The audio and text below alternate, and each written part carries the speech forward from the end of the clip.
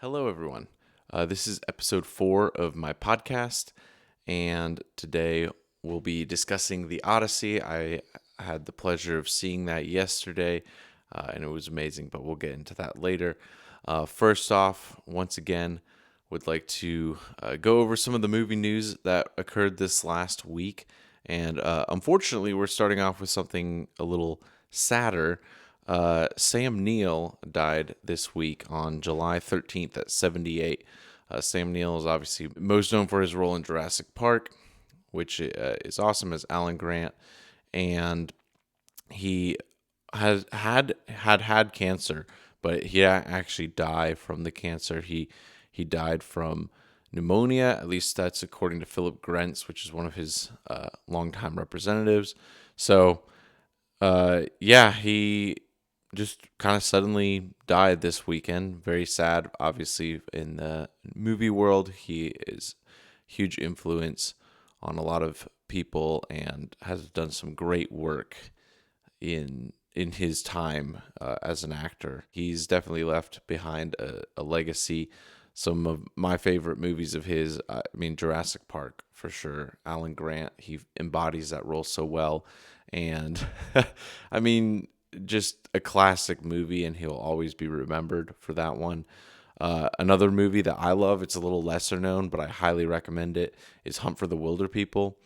I love him playing the kind of crotchety old man in that, and it works so well, and it's such a great comedy. And in New Zealand, too, is definitely one of my more memorable roles for him. I love that and that movie, and it's definitely a comfort movie I go back to again and again. So, yes, another amazing film if you haven't seen that. And then this week, usually when an actor dies, someone famous, I like to try to see something from their work or their body of work. And this week I picked Possession, which is a wild movie. I'm still processing what exactly happened in that film, but Sam Neill does a great job in that and really adds to kind of the chaos and just the weirdness of that movie in such a good way. Does a great job acting. Looks so young. It's so interesting seeing him in a movie from '81.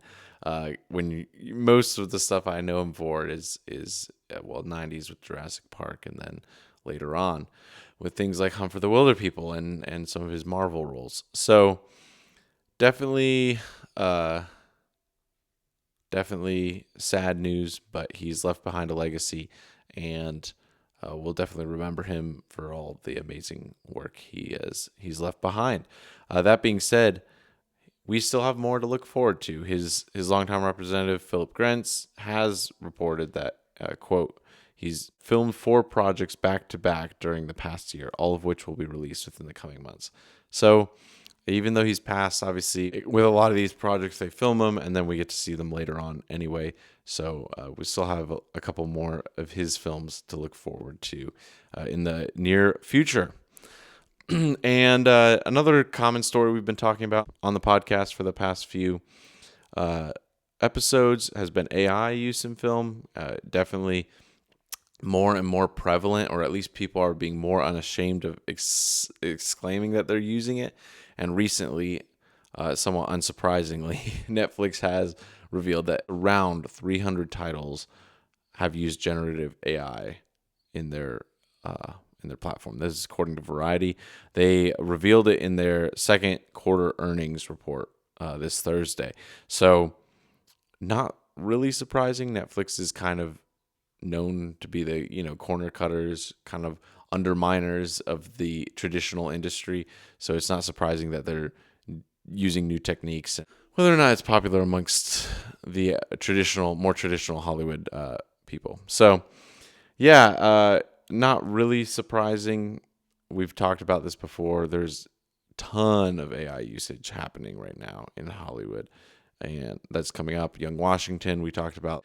And one thing they said, they quote, "We're increasingly leveraging these tools to deliver higher quality output more quickly and at a lower cost than traditional methods." And then they continue, "In some cases, productions would have had to leave out key shots and sequences in the absence of Gen AI technology," which essentially translates to we didn't want to pay and we didn't want to wait for actual artistic work to be put into these films. They just wanted the quick and easy way. I mean, Netflix has shown before that their main competitor is not all the traditional AI people, it's YouTube. It's getting stuff out quickly, it's trying to keep your attention. They want to be more popular than YouTube. They want you using their platform more than YouTube or anything like that. Scrolling Instagram, whatever. They want you to be looking at Netflix. And in order to do that, they have to put out a lot to keep people entertained. And with that, apparently cutting some corners with AI across the process. So not very surprising, but interesting nonetheless. In other news, The Batman Part 2 got delayed till February 18th, 2028. This movie has kept getting delayed and delayed and delayed and delayed again and again and again. And yeah, it'll be exciting to see whenever it does come out, but it does feel like for fans, they've been waiting for this for a long time. Now, that being said, the original Batman movie was in 2022 for Matt Reeves. And so 6-year gap between 2022 and 2028, while it feels a lot in modern standards, is not really that crazy. Terminator 1 and 2 were 84 to 91. So that's a very significant amount of time. What's that, like 8 years? Depending on the time of year, it's 7 to 8 years. So that is that and Terminator 1 and Terminator 2 are both great movies, right?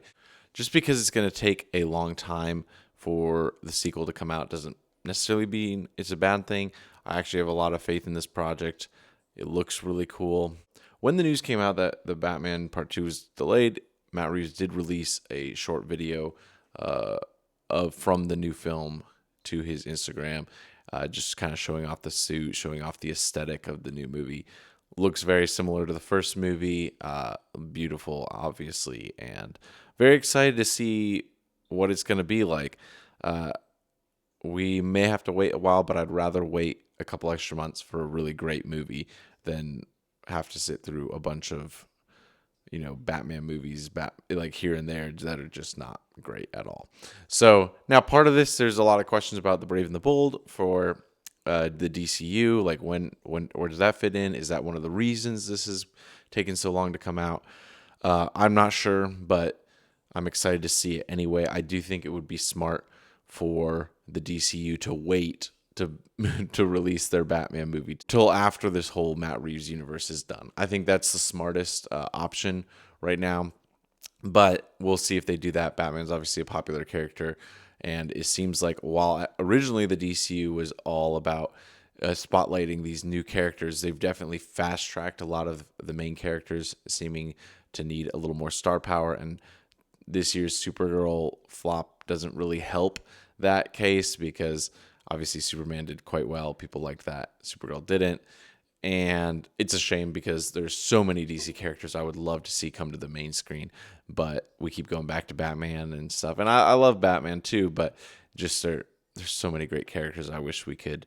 I'm very excited for the original perspective of the DCU, and I hope we see a lot more of that moving forward. But I understand them needing some anchoring points in their main characters like Wonder Woman, Batman, and Superman. So we will see. That Batman Part 2 at least can tide people over till it comes out in the DCU. It's probably going to be a better made film as well. Matt Reeves has already shown that he can make one of the best Batman movies and franchises, universes in the last long while for superhero movies. So definitely really great. In other rumor for that movie that came out this week was Nexus Point News, broke the story that Scarlett Johansson was in the Batman Part 2, which did end up being true. DCU Leaks this week said something along the lines that she would be playing the main villain, and also that she would, quote, be a serial killer with an obsession with plants using toxins, end quote. Sounds a lot like Poison Ivy. That's a very different take than a lot of people were originally thinking. Some people thought Gilda Dent, leaning into that Long Halloween stuff. Not sure if the Court of Owls is going to be in this as well. We don't really know. But And even this is just a rumor. But also, interestingly, is very recently, Jeff Snyder, another scooper, said that there's going to be a Poison Ivy show in the Matt Reeves Batverse. That's kind of interesting. So if that is true, while I usually talk about rumors as much, I thought this one's kind of interesting just from a speculative point of view. Would be a different take on Poison Ivy. Obviously, Scarlett Johansson is not in her 20s anymore, not a really young character like Poison Ivy maybe is traditionally portrayed, but I think this could show a really cool side of her and would really fit in with the more grounded perspective of the Batverse for Matt Reeves. So it could be a little more scientific, a little less fantastical maybe, and really get into the Pamela Isley side of like the being the doctor, right, who becomes Poison Ivy. Obviously, I think Scarlett Johansson is going to do a great job, whatever role she's given. But it'll be really interesting if they do go this way. It's a little different take on Poison Ivy, and I kind of like it. Obviously, this is an Elseworlds point of view. I want them to tackle new stories. I don't want just the Batman Part 2 to be, oh, we got Harvey Dent again, so we're just doing that whole story again, because we did that already in Nolan's Batman Part 2, which is The Dark Knight, right? So we will see, but I definitely am a fan of this idea. If this does happen, it would definitely be a more unique take, and I'm all in favor of that. Also, really fits with if they want to do a younger Poison Ivy in the actual DCU, maybe play her a little more traditionally in the DCU. That's what the Elseworlds universe is for, right? Showing different points of view, maybe different spin-offs of different characters. So it'll be cool. Either way, I'm excited. Obviously, there's a lot of snow in this Batman Part 2. It'll be curious if Mr. Freeze makes an appearance. We shall see.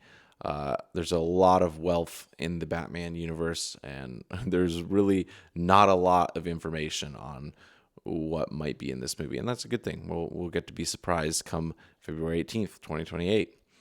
So another sequel, kind of off to the side, a little bit of it more of a side thing that I just saw this week was Jennifer's Body 2 is apparently going into production in October. That's at least World Real reported that. They found it on Production Weekly.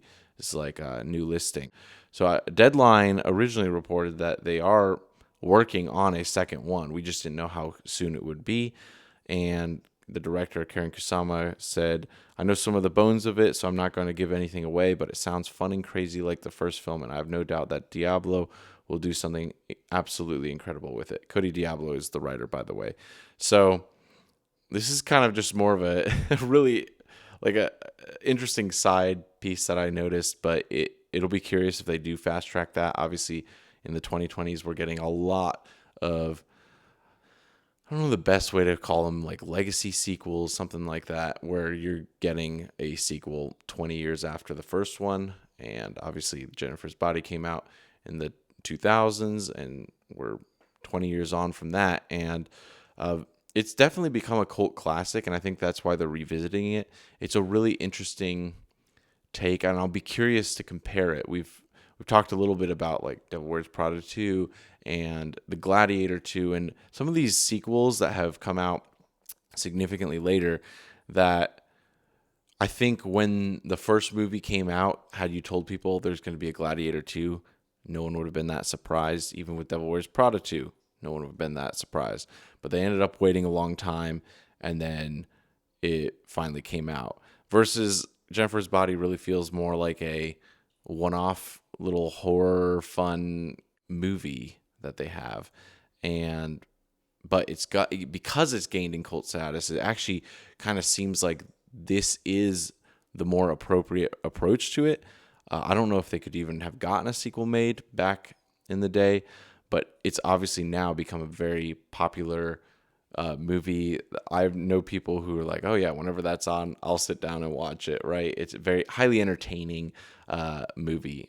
And So it'll be interesting to compare it to these other legacy sequels that do seem to be more like, oh, well, Gladiator is one of the greatest movies of all time. Let's make a sequel on that. And often it'll disappoint people. Jennifer's Body is certainly not in that level of original filmmaking, but people have become to love it. It's become a cult classic, and I think it'd be really interesting to see what's the difference going to be for these sequels of cult classics, things that have gained in popularity over time to the point where it justifies this sequel because of its popularity, rather than things that are just being turned into sequel because, well, everyone liked that first movie a long time ago. So I think that'll be an interesting comparison to make when that does come out. And it seems like it'll be moving into production sooner than later. So that was an interesting story. And also in the sequel realm, Matt Damon was interviewed on the Rich Eisen show, and he did say that he's working with Edward Berger on potentially a new Jason Bourne movie, of which I really like those first three. I think most people would consider those the best.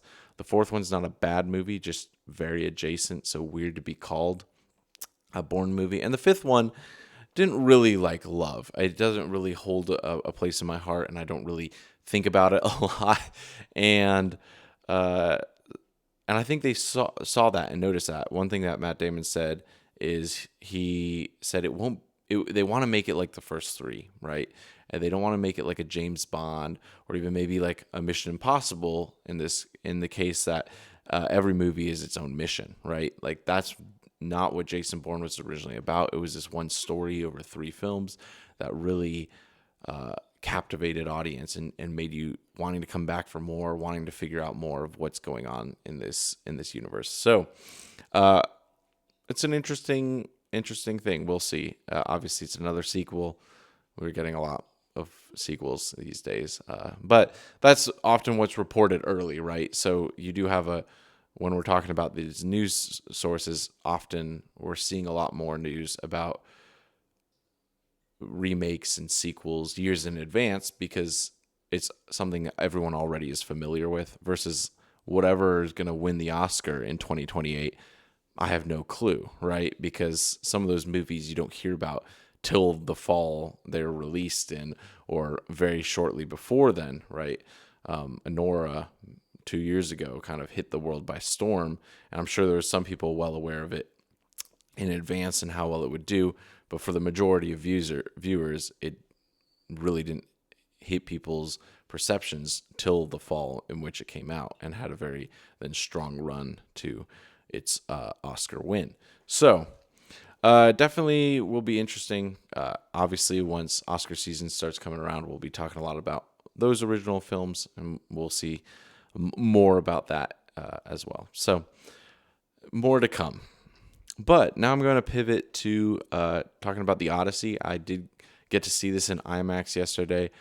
No, it's not one of those massive 70 millimeter IMAX. I would love to see it in that format, but I just don't live in that location. But I will say I still had a great time.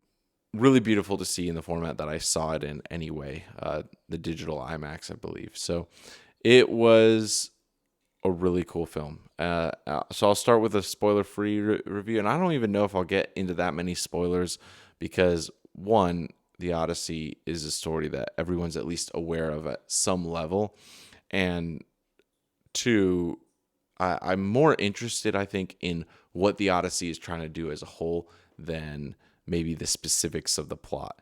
And part of that is I actually never read the Odyssey in school like a lot of people. I read a lot of different things. I was reading Beowulf and stuff like that, and for some reason never got to the Odyssey. And because of that, I actually went into this story blind. That being said, there is a lot that has permeated through culture. Everyone knows about the Trojan horse. People know about the story of him being tied to the mast with the siren song so he could hear their beautiful song. People know who Circe is and all these, pantheon of Greek gods. So it's not unusual. And a lot of the events that happened in it, it was more like, oh yeah, this is from the Odyssey. That's right. So uh, definitely a lot of familiar things, even though I hadn't read the book. But the structure and the layout of it was new to me, which was really interesting.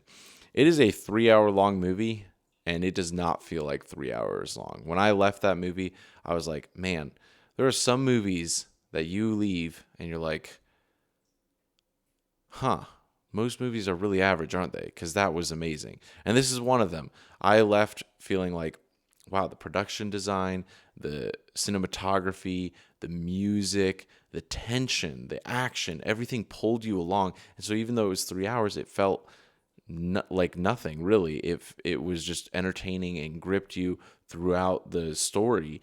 If any part was a little slower, it's obviously at the very beginning, but once they get going, it moves and you're just pulled along for the ride. Very entertaining.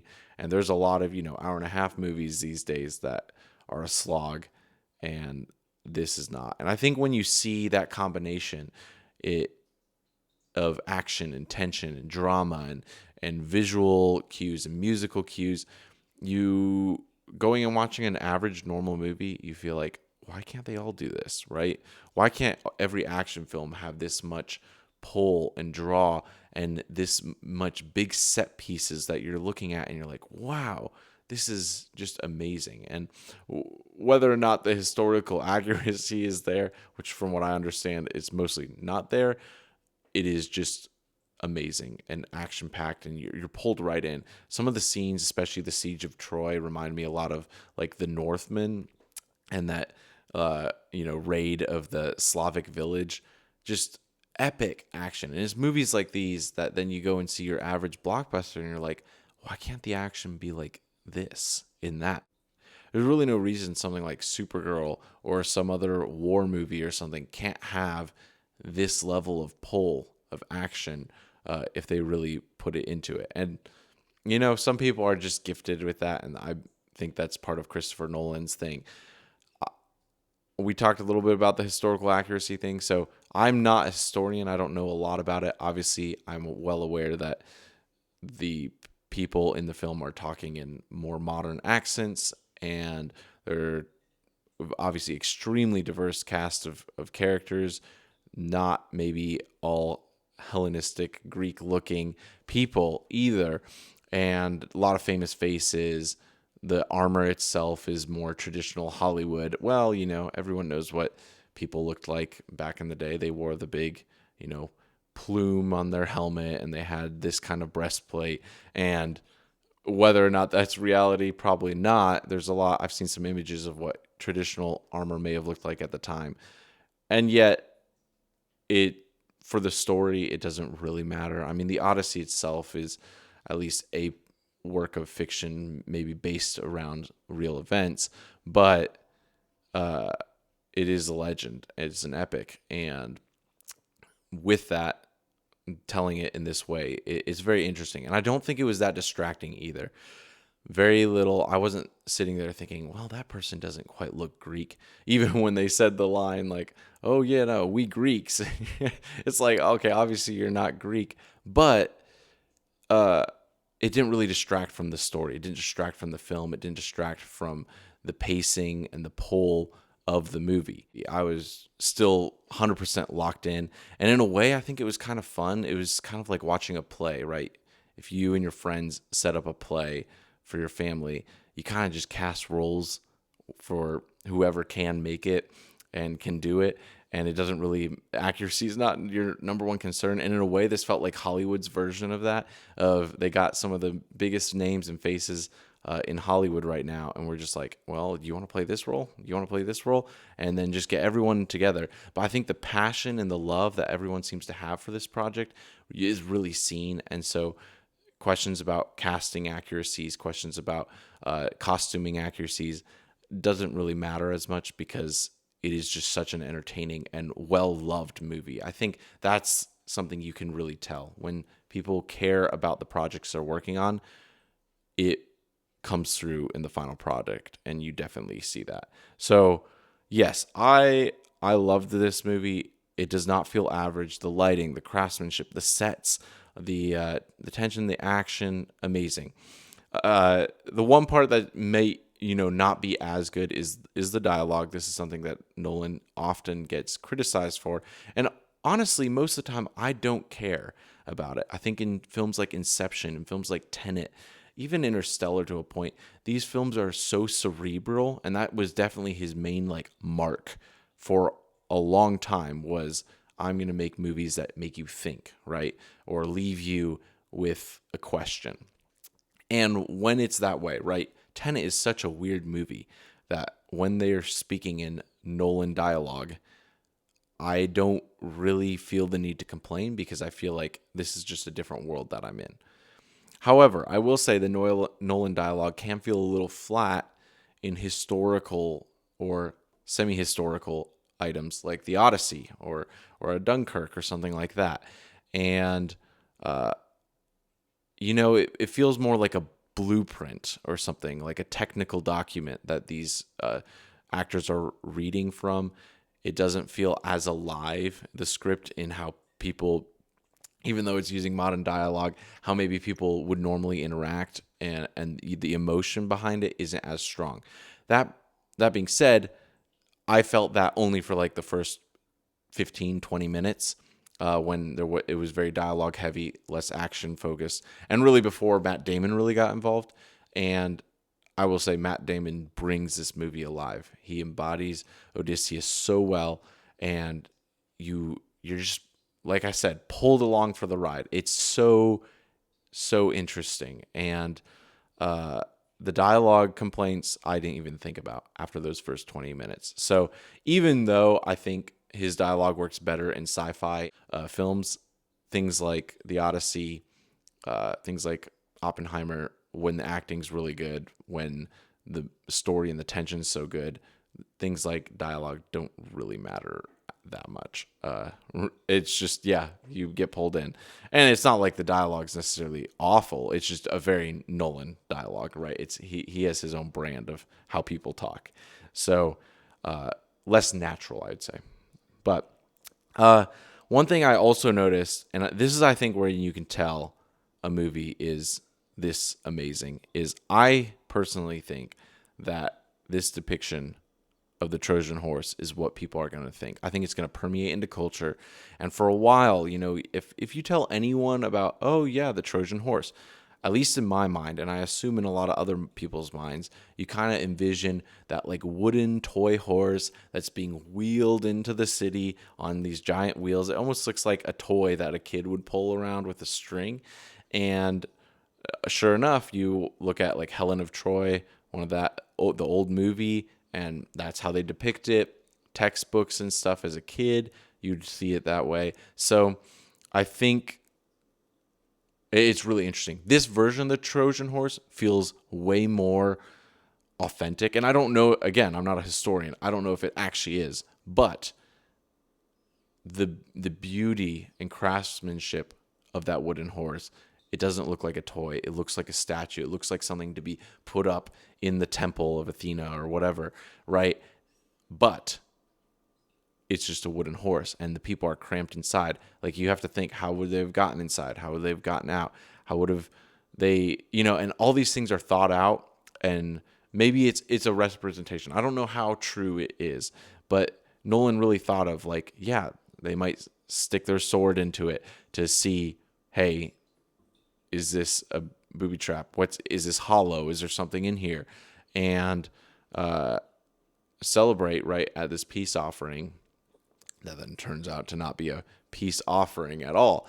And it's a really, really visual and imprints on you. When I think of the Trojan horse from now on, I'm going to be thinking about this. And I kind of think that future generations, when they think of the story of Troy, they may envision Nolan's vision of the Trojan horse. And I think that's really cool. That's just a prediction of mine. Obviously, this movie's been out for like a day, but clearly it's going to have a huge impact on culture. People are going out. It's making a ton of money. And that one visual specifically, I thought, is going to make a lasting impression on people for sure. Another thing that I noticed is Nolan obviously puts an anti-violence kind of spin on it. He does this whole thing called Zeus's Law, which is basically the golden rule: do unto others as you would have them do to you, with the caveat of like you're doing unto others because they may be a god in disguise. And I'm no historian, so I don't know how accurate all this is, but the idea is obviously golden rule. And when the whole idea of the Troy and the Trojan horse is against that and causes disorder. And there's you throughout the film you see, and I guess this is going to go a little bit into more spoilers now. So if you want to, click off or zoom ahead, that's okay. This is, I think, the only thing that I would consider more of a spoiler in this. But Christopher Nolan, toward the end, throughout the film, you're hearing about these raiders from the sea, these people who don't live by the law, they're chaos, and those raiders of the sea, we learn in the end, is Odysseus and his crew, and Agamemnon, and all the people who sacked Troy. And he kind of takes a different perspective of it toward the end, where he's like, yep, like what I saw in Troy was not how people should interact. We gave them a gift. They thought we were coming in peace, and we tricked them. We lied to them. And sure, a successful military campaign, but not maybe a success in interpersonal relationships. Obviously, this idea is, an old idea. It's biblical, but it is a very modern way to think of events. I don't know, but I don't think the original Odyssey had this angle. Definitely a Nolan angle. And like I said, with the very diverse cast, with the modern kind of music, with the modern costuming, it's very much a 2026 movie. But I don't think that hinders it from telling its story well. And I kind of liked his perspective at the end. Eventually, Odysseus goes out into exile. His son becomes king at the end because he's dealing with this last, 8 years of being away from home and dealing with what he saw in the battles and what he brought his men through, and all the challenges and trials that they went through, all the places they raided to. So definitely for me, the big standouts were Matt Damon, and I think Himesh Patel was amazing. Eurylochus was a great character, the right-hand man, and I think he's the character one of the characters I most connected with through this story. So really, really enjoyed this movie. I think it's well cast, well acted, well shot, beautiful score.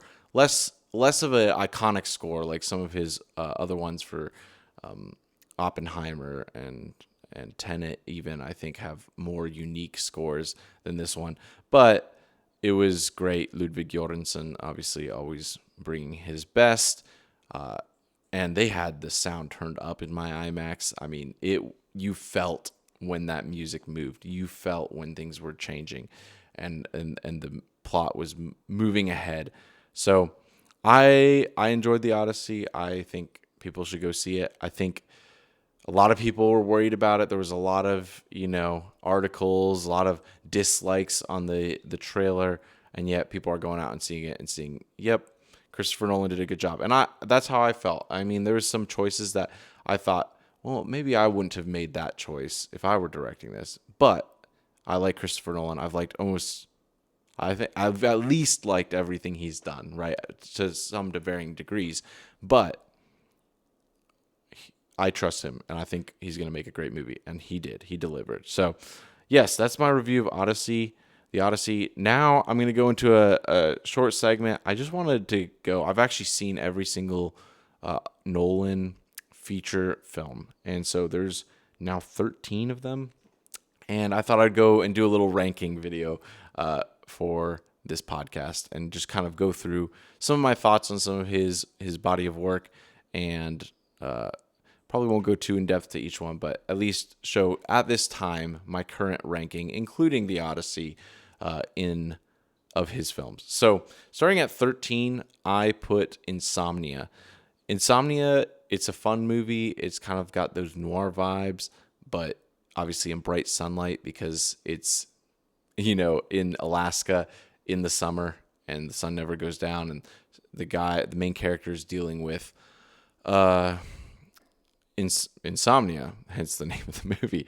It's a remake actually of a movie from Scandinavia, and it's a good movie. It's enjoyable. Al Pacino's in it. It's got some really great performances, but certainly not my favorite of his. I think it's still early in career. He's still finding his rhythm, and there's certainly, you can see there's like 3 or 4 early career movies that Nolan makes, and then there's one of those where he really finds his stride, and that sparks in the next 10 or so years of fantastic movies. And I think this is where Nolan really hits the height of what he was known for. He enters a second phase where he's really focused. This is like Inception, Interstellar, even The Dark Knight.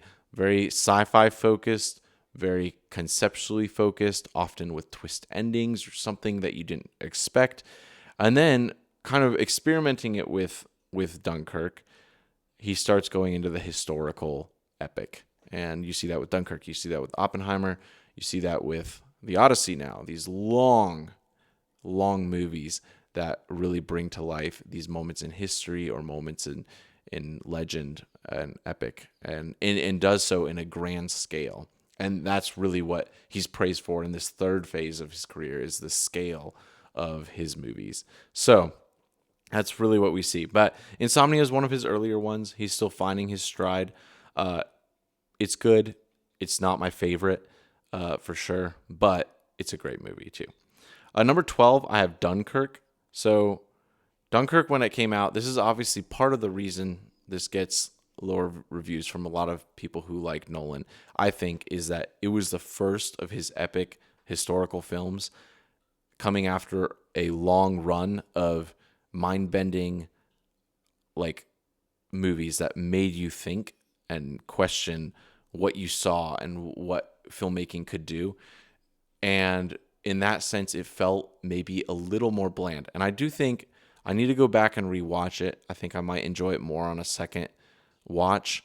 It is beautifully shot. The way they strapped IMAX cameras to like Supermarine Spitfires, the way they portrayed that battle and that evacuation is really beautiful. Nolan did a great job there, but it gave you less to think about leaving the film, and it was weird in that you're almost like entering a moment in time. There's not a very clear like 3-act structure. There's not certain characters that you're like trying to see what's going on in their hero's journey. It's kind of almost like dropping you in at a moment in time. You're seeing a scene, a very long scene of what's happening, and then pulls you out again. And so because of that, I think it deserves another chance. I'd like to revisit it soon, but that's why it comes in 12 for me. So at 11, we have The Following. Now, The Following, I really liked the concept. This is another of Christopher Nolan's early films, and the concept is about this thief who kind of takes time around people's things, and there's almost this more voyeuristic, but quietly voyeuristic. Obviously, the people aren't home. He's in their home, but he's kind of examining their life through their belongings, through their items. I mean, they say you can know a man from his trash, right? And that's kind of the idea here. And loved the concept. Those first 20 minutes, it really gave me a lot to think about. But the ending was fine for me. It wasn't anything spectacular. And that's why The Following for me is more of at 11 right now. It's definitely something I enjoyed, but did not really pay off as well as some of his other later movies did, and especially in his phase 2 of his movie making career. One of those phase 2 movies I would consider The Prestige. I think this is one of the earlier ones. It's after Memento, and I think Memento is where things change, right? Memento is where it really becomes like, whoa, high concept, really interesting idea that changes the world. And I would still consider Memento of one of Nolan's early films, but I'd consider it like the trigger that led into the second phase. And The Prestige is one of those second phase movies. And it's about two rival magicians and trying to figure out each other's tricks. And it's very well crafted. I think the way he portrays a movie like in 3 acts versus a magic trick in 3 acts or 3 parts is really cool. And it does work very well together. Now, the reason I don't love The Prestige is, although I love the aesthetic, the vibe, I enjoy the magic, I enjoy the story. Once again, the payoff to me, while better than something like The Following, to me felt cheap. And I know some people who are diehard fans of this movie, but to me, the final reveal about the like clone vats or whatever of this one magician, which, spoiler if you haven't seen The Prestige already, but that reveal to me does not feel as satisfying as some of his later ones, like Inception, which we will get to. But that's where I have that there. Now, coming in at 8 and 9, it's really hard to choose which one I'd pick over it. Obviously, the general consensus is that The Batman Begins is better. I really liked The Dark Knight Rises as well. And I think The Dark Knight Rises, while a lot of people don't think it's as good as the first two, it has, Anne Hathaway as Catwoman. It has Tom Hardy as Bane. It has all these characters. And as a comic book fan, that's really exciting to see. And I really actually do like the ending. I think Christopher Nolan was looking at his trilogy of Batman movies. And at the time, most of his movies, Inception, Interstellar to some extent, The Prestige, Memento, and the Dark Knight trilogy end in some sort of plot twist. And maybe not as much of a plot twist, but some sort of something's different than you thought it was. And I really like the Dark Knight's potential sacrifice, and whether or not that was real, whether or not the ending scene in the cafe is real. I think it's a cool question.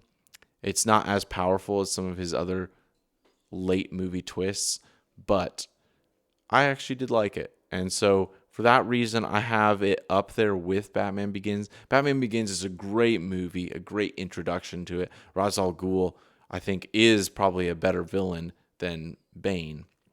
But I like the movies for different reasons, for sure. And I think I like the aesthetic of the later two, The Dark Knight Rises and The Dark Knight, more than the original Batman Begins. So they come in at 8 and 9. I'll yet to be determined. Right now, maybe let's put Batman Begins at 9 and Dark Knight Rises at 8. So for 7, I have Oppenheimer. And this is, once again, one of his epic historical films. I've actually read a little bit of the book that it's based off of, American Prometheus. It's a huge book. That's why I've only read a little bit of it. But it does follow the book quite well, the biography, and I enjoyed it. I mean, the first 2 hours are really interesting, but then the fact that they have that third hour of all the legal dramas and dealing with the aftermath of making the bomb and his left-wing communist sympathy, whether or not he was actually fully a part of that, and the way with McCarthyism at the time. It's just an interesting story, and I think he does such a good job bringing it. I love the practical effects of the bomb. Cillian Murphy's performance is outstanding. It really is probably one of the best of these movies that he's made, of the epic historical ones. I loved it. The music is amazing. It's a wonderful piece of work, and it definitely deserved the Oscar awards and nominations it received. So definitely appreciate that for him. Now, once again, you're going to see I personally like a lot of the Phase 2 Nolan stuff the best, because that to me feels like what I got introduced to him as, and that's what I've come to expect. And so even though I think if you put Oppenheimer against most other historical films, it blows them out of the water, it's only 7 for me for him. But that should be a compliment to just how good Nolan is. Most of these movies for me hold 5 stars on 5 out of 5 on like Letterboxd or whatever, because he is just such a great filmmaker. So right after that, this is a tricky one. So definitely either before this or after this, somewhere in the same vicinity. And I just saw it, so it's a little harder to rank, but is where I'd put the Odyssey. Like I already gave my review of it. It is such an epic movie. It is so action-packed, tension-filled, very similar in tone, even though completely different topic, to Oppenheimer, and how it's a 3 hour long movie that just pulls you along. That he does such a good job with the tension and drawing you into his stories. And yeah, I think for right now, I'm going to put the Odyssey there. It's a great movie. Also not one of my favorites of his, but certainly one of my favorite movies that I've seen. The epic, it's just amazing. And it makes me want to go back and watch some of those old epics of Hollywood history as well. It's so inspiring, and it really, and that is the sign of a good movie, when you leave the theater feeling affected in some way. And I did with the Odyssey. I think that it was a great movie. And so number 5, I have Tenet, and I know this is some people's least favorite movie, but I love Tenet. I've actually seen it several times, 3 or 4 or something like that, which probably has helped my appreciation for it. And it is a weird movie. It is one of Nolan's most like Nolan dialogue heavy movies, but I think it really works well for this movie. It's such a unique, the time travel in it is so cool. And I think every time I've watched it, I've been like, that's a plot hole. That's a plot hole. And then I watch it again, and he put a line of dialogue in there that upon rewatching it covers some of those paradoxes and holes that you thought that you found. So it's definitely a movie that gets better with time. I think seeing the connection to like the Seder Square. The Seder Square is a square that has, I think it's like Seder, opera, Tenet is the middle line of it. And it's a bunch of palindromes that all work together in this little 5x5 square.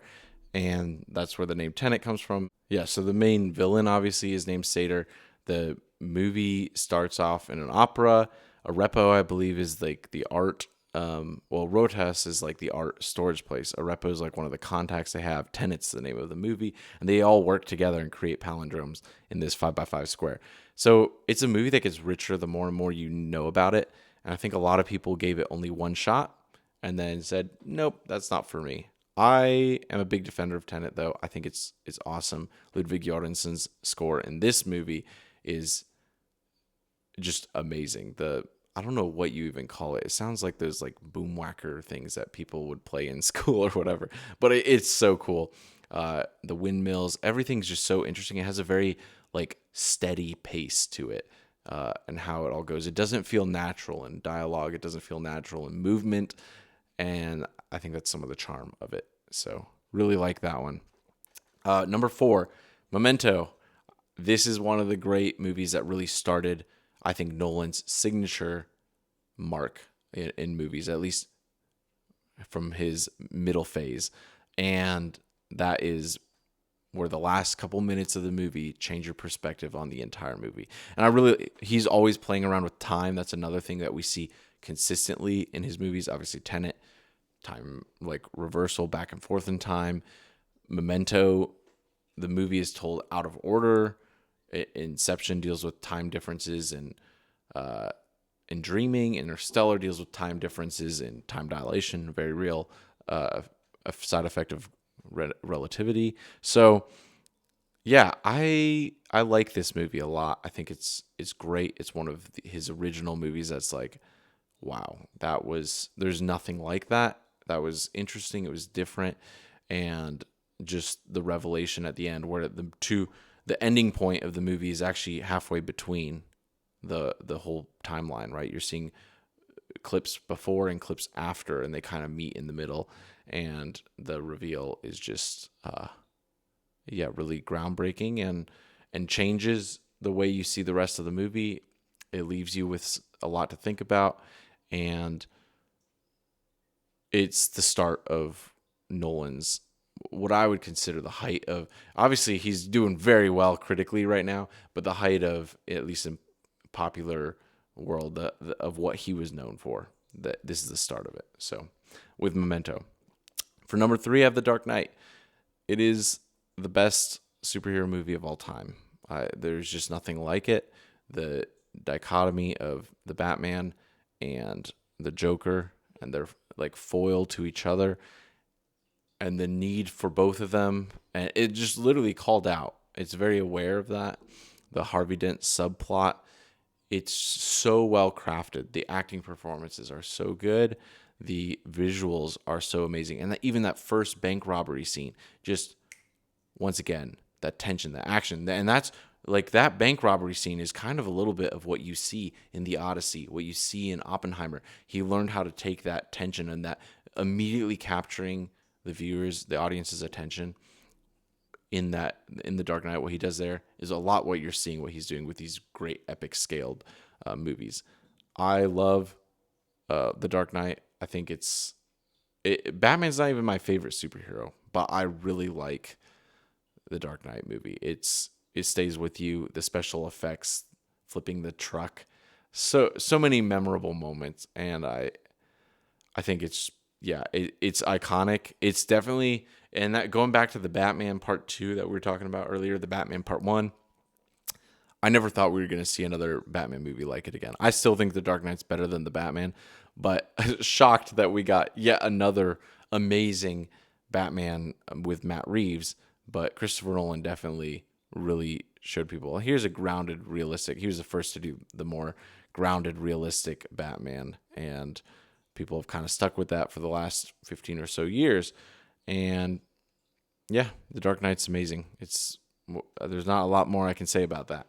So final two, starting with two, and obviously this will explain number one, but number two is Inception for me. Number one is obviously Interstellar. Inception is groundbreaking. I don't know anyone else who could have made a movie that thought that deeply about dreaming and how similar it is to movies, right? Movies, you just cut and you're in a different location and you think nothing about that. It's the same with dreams. And dreams are kind of like the movies we get to watch every night, and the way time moves differently in them. I think it's a really interesting movie. I love all the theories about it. And obviously that the fact that he can say so much without a single word, have that top wobble and then not fall, and then cut to credits. It just leaves everyone thinking and wondering. And still to this day, no one really knows for sure. I think everyone probably has their idea of like, yep, I think he's dreaming still. I think he's not. But it's so interesting. And all the different theories, the theory about his wedding ring is the actual totem. He's always breaking his own rules. There's so much going on in that movie. And it's a classic. It's one of my favorites of all time. And it's one of the first movies I watched that I was like, wow, you can do something so amazing with this medium of art and really make people think. And that's something I love to do. And it's something that it often takes great pieces of art and work, or very controversial pieces of art and work, to really push you out of a zone of, this is the world that I know, to this is something now that I have to think about. And it does a great job of that. Love it. It's a great movie. Finally, Interstellar. Interstellar's one of the few Nolan movies to make me actually cry at moments. I think the father-daughter relationship in that, with the sci-fi elements, is just a perfect mixture for me. It hits me in the heart, which not a lot of these movies necessarily do.